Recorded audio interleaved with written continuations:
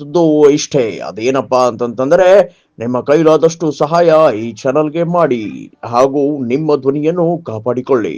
ಬದಿಗೆ ಪಾಕಿಸ್ತಾನ ಅದ, ಅದ್ರ ಬದಿಗೆ ಅಫ್ಘಾನಿಸ್ತಾನ ಅದ, ಅದ್ರ ಬದಿಗೆ ಏನಪ್ಪ ಚೈನಾ ಅದ, ಅದ್ರ ಮ್ಯಾಲ ರಷ್ಯಾ ಅದ.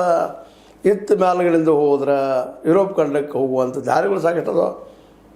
ನೀರಾಗ ಎಲ್ಲ ನಿಂತು ಬಿಡಪ್ಪ, ಅಮೇರಿಕೆಯ ಯುದ್ಧ ನೌಕೆಯವರ ನಾವು ಹಿಂಗೆ ಹೋಗ್ತೀವಿ ಅಂತ. ಈಗ ಅಫ್ಘಾನಿಸ್ತಾನದಲ್ಲೇ ಪಾಕಿಸ್ತಾನದಲ್ಲೇ ರೈಲ್ವೆಗಳ ಮೂಲಕ ತನ್ನ ವ್ಯಾಪಾರ ಶುರು ಮಾಡಿದ.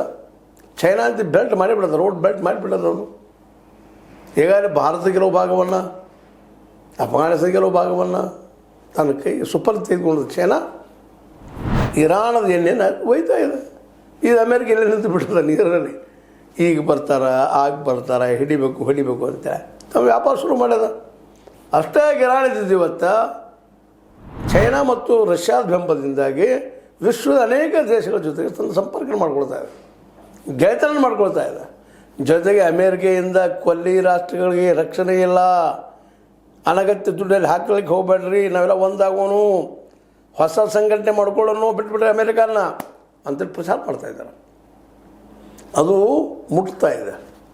ಅಲ್ಲಿಯ ರಾಷ್ಟ್ರಗಳೆಲ್ಲ ಒಪ್ಕೊಳ್ತಾ ಇದ್ದಾವೆ. ಸುತ್ತಮುತ್ತ ಮುಸ್ಲಿಂ ದೇಶಗಳಿದ್ದಾವೆ, ಕ್ರಿಶ್ಚಿಯನ್ ದೇಶಗಳಿದ್ದಾವೆ, ಎಲ್ಲ ದೇಶಗಳಿದ್ದಾವೆ. ಅವ್ರು ಒಪ್ಕೊಳ್ತಾ ಇದ್ದಾರೆ, ಹೌದಪ್ಪ ಅಮೇರಿಕನನ್ನು ರಕ್ಷಣೆ ಮಾಡಲಾರ್ದು, ಸುಮ್ಮನೆ ನಾವು ದುಡ್ಡು ಕೊಡ್ತಾ ಇದ್ದೀವಿ, ಇಲ್ಲಿವರೆಗೆ ಸಾಕಷ್ಟು ದುಡ್ಡು ಹಾಕಿದ್ವಿ ಅನ್ನುವಂಥ ಸ್ಥಿತಿ ಕೊಲ್ಲಿ ರಾಷ್ಟ್ರಗಳಲ್ಲಿ ಸೇರಿಬಿಟ್ಟದ.